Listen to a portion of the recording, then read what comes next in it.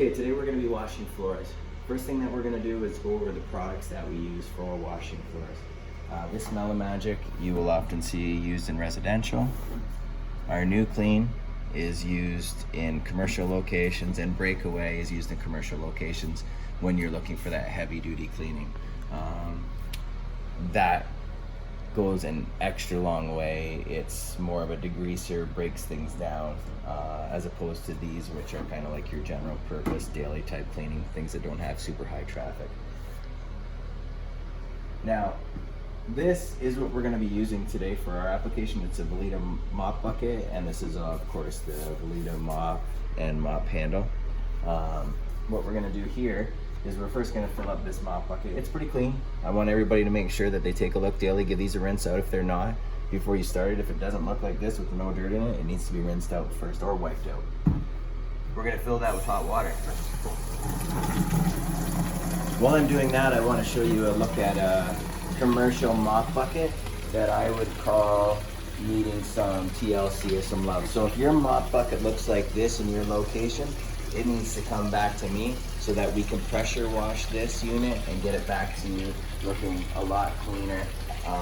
It's not going to be spotless, but when they get like this, they need to look better because we like presentation and we want things to look good. I'm going to slide this out of the way for now because we're not going to be using that today. This mop bucket is filling over here, the Veleda mop bucket. And I'm going to be using the Melomagic in there as well. Now that I've got that filled up where I want it, and again, the mop bucket should be filled enough so that it's not too heavy, that you can manage it, carry it. You're not going to be dropping it at anybody's location. And for here, I'm just going to put just, that wasn't even a cap full. I don't think it needs a cap full in a lot of cases because I don't have a lot of water in there. If you filled it up a little bit higher, then maybe you would need it. But this a little goes a long way. If you're using more than a cap full, you're definitely using too much. As far as New Clean and things of that nature, same thing. And something like that, I'd say, 2 or 3 capfuls at the most.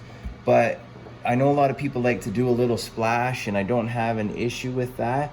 But what I'm going to be doing is sending around to each location. I'm going to put get some cups that are marked so that we're putting the right amounts, because sometimes we think we use a lot of solution, it does a better job. It actually doesn't, and just contributes to the overall finish of the floor, making it look more streaky, making it collect more dirt or things like that. So keep that in mind when you're washing your floors. Now we're going to go into the other room where the bathroom is actually located. I'm going to do a quick vacuum on it first, and then I'm going to show you how we take care of mopping.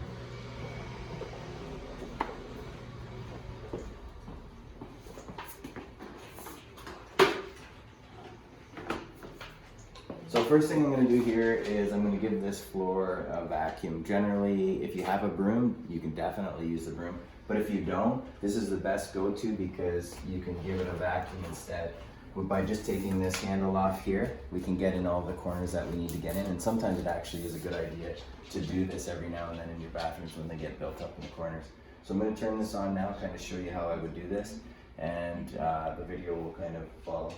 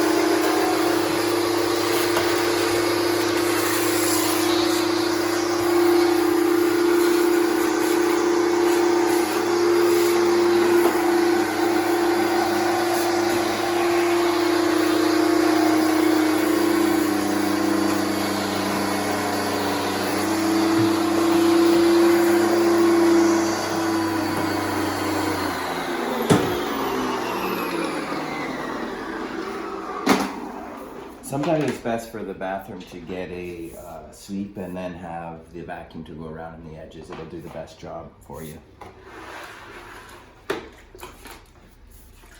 Now I'm going to rinse this out. For those of you that want to use the wringer, you can.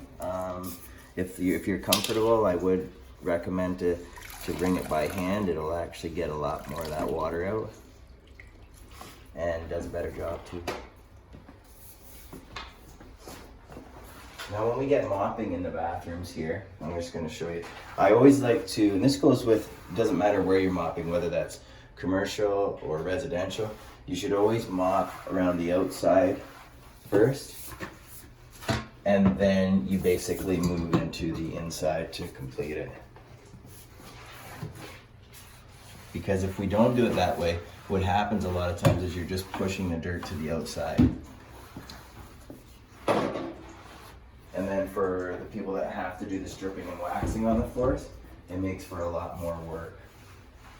So now that I've filled in the outside, bring that in here, you can see that we're going to just now mop and fill it in.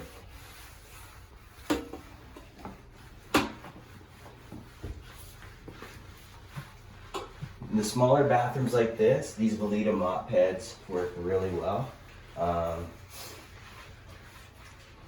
These painted floors, you can see where they're going to get worn, where you can see that people's shoes and boots, the highest traffic areas.